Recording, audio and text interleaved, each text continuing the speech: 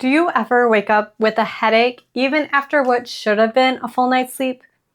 Do you wake up and feel the humidity in the air? Well, I was having these problems and I suspected that high CO2 might have something to do with it. So I decided to investigate more. By the way, my name's Hannah and I'm an architect working on fixing up our old house and making it a better place to live.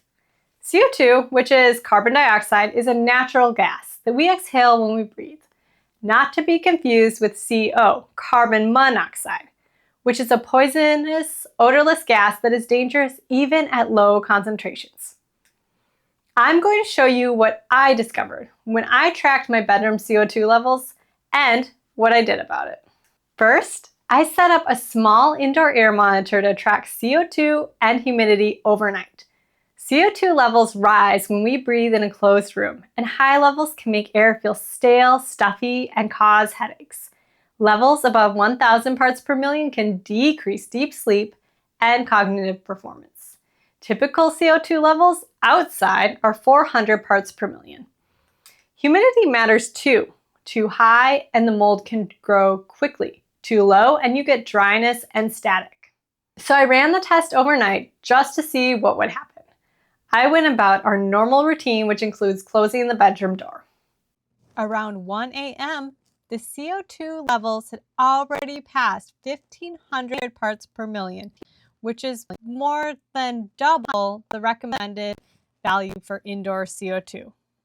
Humidity climbed to around 65%. I wondered if this was negatively impacting my sleep. The crazy part, the CO2 levels dropped to normal almost instantaneously once I opened the door. When I cracked the bedroom door open, CO2 dropped by half in about 20 minutes, from 1,500 to under 800 parts per million. The difference in how the room felt was immediate: lighter, fresher, easier to breathe. Then I tested out the next night with leaving the door wide open.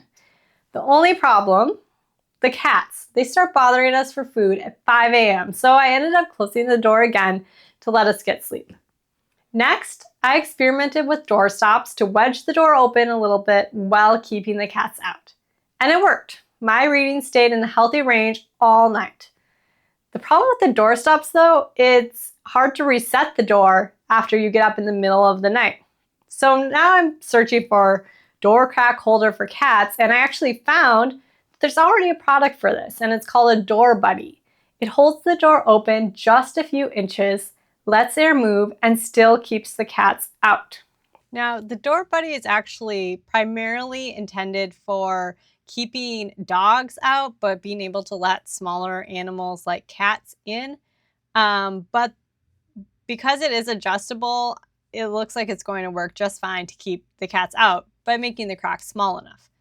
And they also have a door prop option, which I think could also work. And what I'm actually going to look into is a chain guard for a door. Because our door wants to open if it's not latched, I think doing a simple chain guard will also work for what we need. And also it looks maybe the simplest and cleanest approach for us. I do want to note that it is generally recommended to keep bedroom doors completely closed while you're sleeping in case of a fire, because the doors slow the fire down and can, even help you survive a fire. So it is a little bit risky, but I would prefer to get better CO2 levels every night rather than, protect against a fire that may or may not happen. So for you, if cracking the door isn't an option or you don't want to do that, there are other ways to bring in fresh air and lower CO2.